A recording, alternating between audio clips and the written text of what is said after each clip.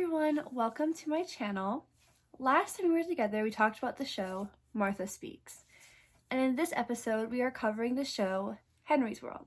Just like last time, this video broke down to a few different categories, such as characters, story, production, and the end of Henry's World.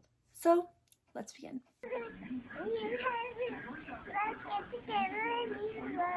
Let's go I'm not even gonna lie, trying to find information about the show was rough. I also did not do my eyebrows. I could really not find much about this show. I kind of tried to work with what I could remember about it, and I feel like this will probably be our shortest episode because, like I said, there's really nothing about the show anywhere. So if you know the show, consider yourself lucky because people don't know it. Henry's World is a Canadian animated television show aimed for elementary kids. Henry's World was produced by Cup of Coffee Animation and TV Loonland AG, which produced season 1. The show aired on Family Channel, although I swear I used to watch it on Disney Channel or like Playhouse Disney, PBS Kids. Henry's World was also the first stop-motion television series to be completely produced in Canada. The series aired August 24th, 2002, carrying out 2 seasons and 26 episodes. Let's now meet our main characters. Our first character and title holder is Henry Wiggins, and he is voiced by Samantha Reynolds. Henry is 8 years old and the third oldest child, or third youngest, depending on how you look at it, in his family. When Henry was 5, he ate mashed carrots that gave him magical abilities to make his wishes come true. After each meal of these carrots, he gets 1 wish. But he's also 8, so let's think of what his wishes will be. They're not very logical. Now, this is more or less a speedrun of characters because there's no, like, sources about other characters or, like, their personalities, so we really only have their names. Uncle Neptune is voiced by Colin Solomon and is Henry's uncle, who joins along with most adventures. I think he is in every episode. He's also a scientist. I feel like my eyebrows, I didn't do them. I forgot about them.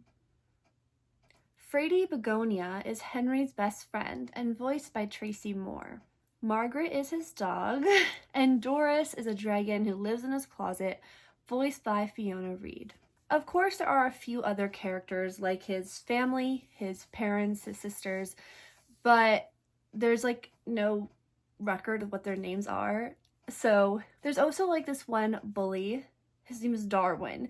I found this out while researching because what I had written down here was, as well as this bully with spiky hair. His name's Darwin. If you couldn't tell, this show is classified as lost media since there's no sources about it and literally no one knows about it.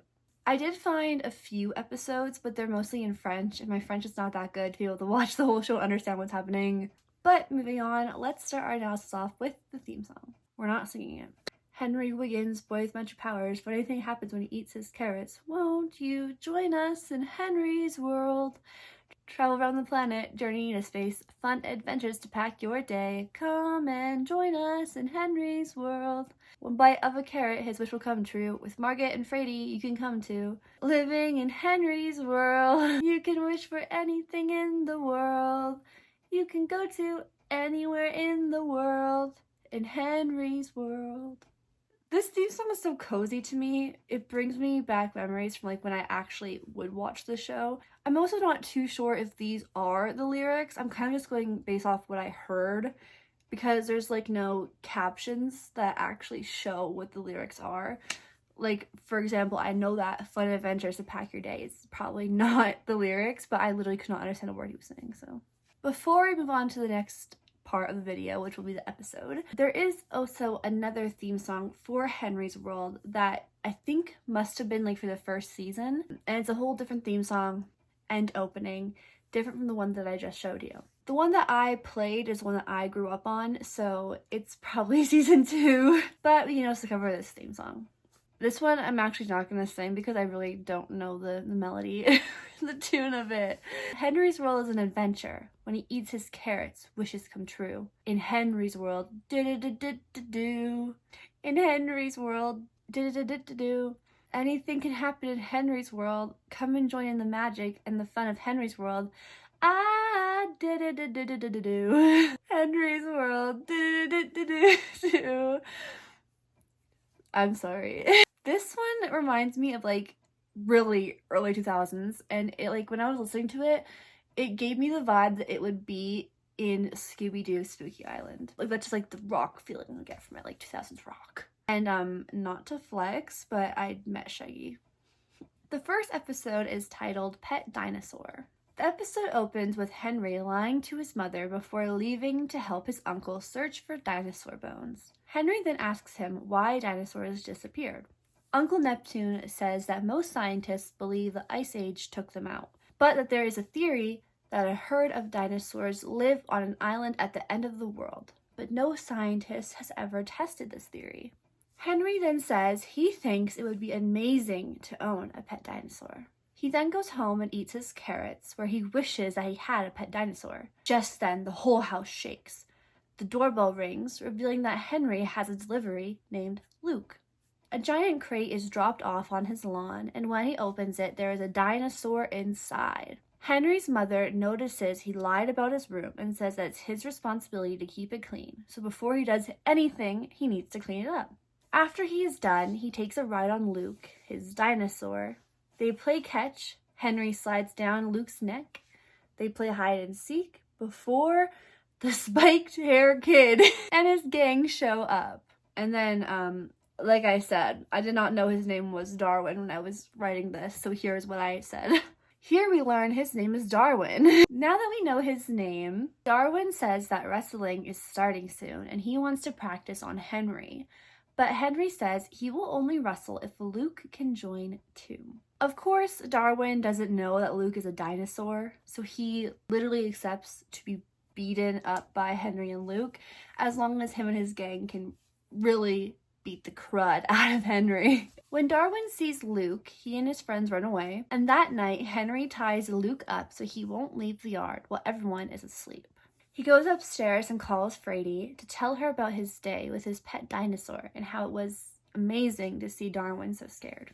But Luke begins to get hungry and whines at Henry's window. Since he doesn't know what dinosaurs eat, he calls Uncle Neptune over. Although it's the middle of the night, Uncle Neptune arrives and is in awe of the dinosaur. Uncle Neptune comes to the conclusion that Luke likes to eat grass after he ate Henry's entire lawn. Now, hopefully you can tell, but no judgment here if you can't. Luke is a brachiosaurus, and brachiosauruses are herbivores, which means they eat plants. Hence why he ate all of Henry's lawn. Uncle Neptune gives all of his grass clippings to Henry for Luke to eat, and Henry spends all night walking back and forth between his home and Uncle Neptune's to give Luke all of these grass clippings. He falls asleep in his yard, and when he wakes up, Frady is there to tell him the news that Luke escaped the yard while Henry was asleep. The two set off to find him and see the town is destroyed because of Luke. We meet an officer who warns Henry and Frady about a beast on the loose causing havoc, and that the beast is about to destroy the rest of the town. Henry realizes that having a pet dinosaur is a lot of responsibility, more than what he thought it would be. They eventually get him back, and Henry comes to the conclusion that Chesterville, their town, isn't a good place for a dinosaur to live, and they should take him back to where he came from. On the box that Luke was brought in, it has an address from the place of his origin. The group goes to Uncle Neptune to figure out where the island that Luke is from is so they can take him back. Uncle Neptune looks at his map for the island, which is the one he told Henry about literally at the beginning of the episode. However, it isn't showing up on any map, and this is because it is written in invisible ink that can only be seen in the sunlight. Uncle Neptune wants to explore the island, which means he offers to take Luke home. But before he does that, Henry, Frady, Uncle Neptune, and Luke clean the mess that Luke caused throughout the town. They say their goodbyes to Luke before he and Uncle Neptune fly off to the island. Henry has now learned how to be responsible, And that is how the episode ends. Very short. But if you couldn't tell, the main message of this episode is responsibility. Between Henry learning to take care of his things and that responsibility is a big thing that's needed throughout the world, this episode is pretty good for children. Personally, if I were to ask for a pet dinosaur, I would want a pterodactyl or a triceratops. Let me know what dinosaur you would want in the comments below. Considering this show is lost media and I couldn't find character names, there aren't many opinions from other people about what this show was to them or how they liked it. And personally to me, it's so weird to see a show that I remember watching become lost media. The final episode of Henry's World aired August 6th, 2004.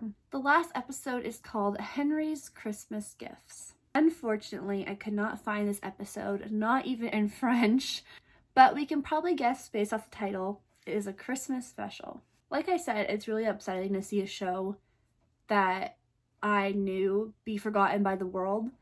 I have memories of this show, and now it's nobody even knew it existed, and I don't know, it's so crazy to me to know that it's lost media. And for all of the shows that I have written down for us to cover, I'm excited to see which ones are.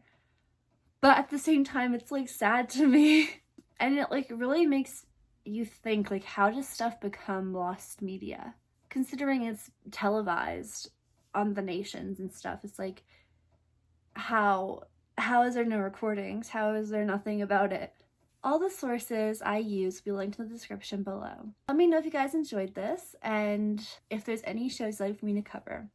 As well as leave your opinions below. I know it's a very short episode, but I'm going to be trying to post every week now.